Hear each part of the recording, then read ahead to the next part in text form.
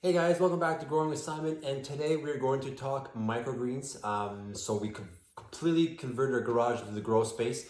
So in this video, I'm going to show you guys how we converted our garage, like what we did, the changes that we've made, and then from there, if you have any questions whatsoever, let me know in the comments below, and I will answer everything. So let's show you around.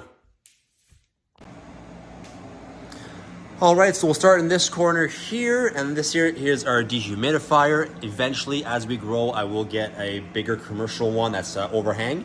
That way it just removes a lot more humidity, because this one here is like struggling a little bit, but it's working for now.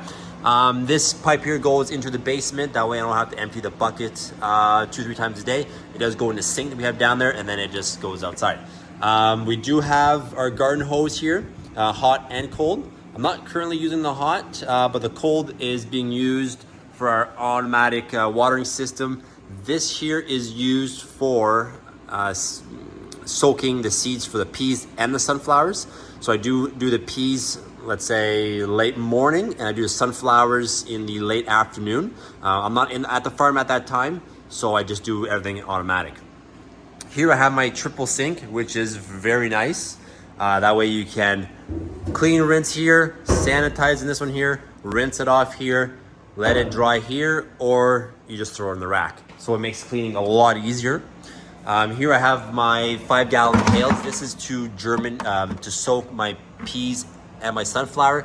They just go in bags in here, and then you put this disc on top with a brick. That way they stay submerged. I got my vacuum. In this tote here, I have another garden hose. This one here connects to my automatic watering system to remove all the water, or to pump the water out from the totes into the sink. That way I can clean it a lot easier. Clean the totes of the automatic watering. This here is our 55-gallon pail. It has all my soil in here. And this is what I use to flatten the soil on the flats. And then this here is just a shelf with just random stuff. I have my sanitizing, my hydrogen peroxide, that's food grade there. I have my bricks for when I germinate.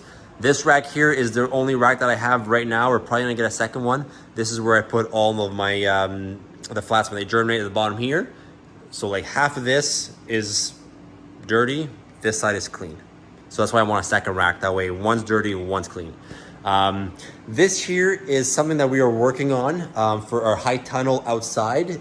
We did purchase one that's 15 by 50. And this is called a gutter grow system.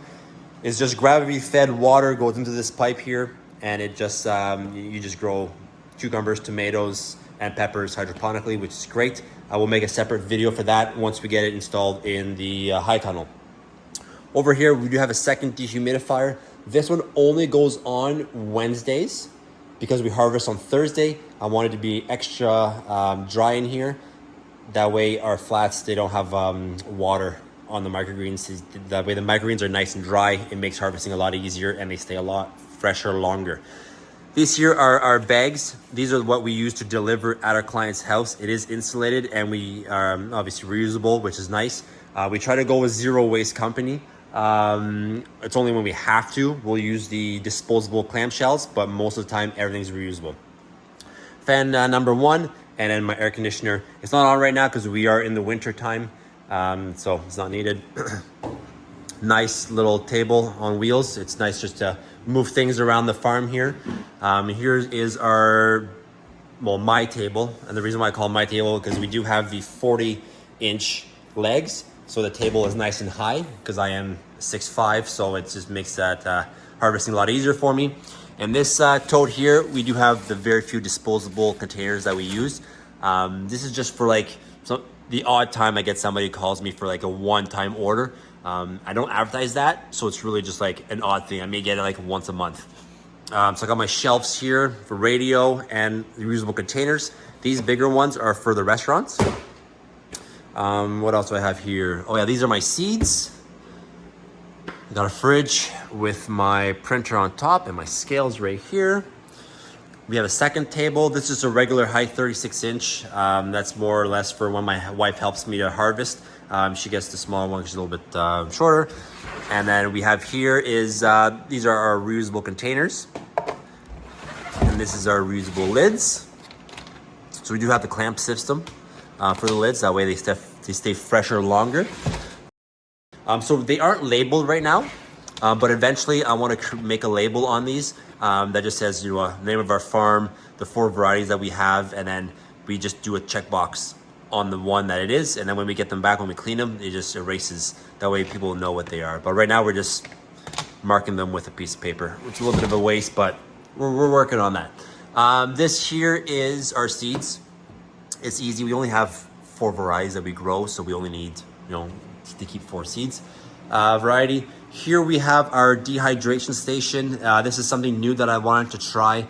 We have sometimes a lot of extras, so I just dehydrate it, put it into a powder, and we sell the powder that people can put in their smoothies, in their soups.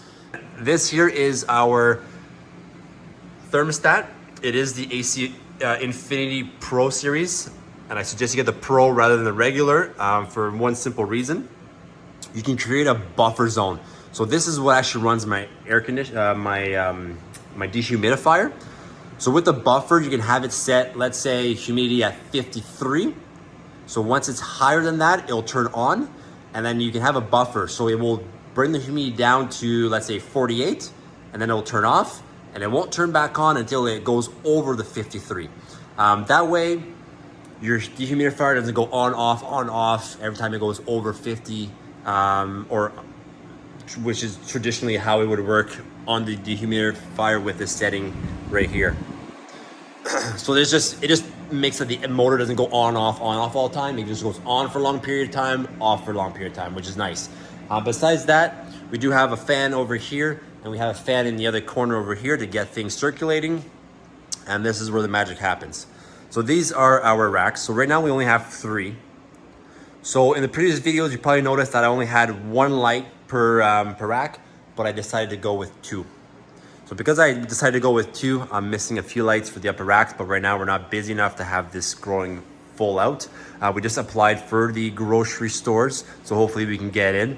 One other modification I made to these is just I made everything very individual. So you have the 1 bucket, 1 pump for each rack. That's individual.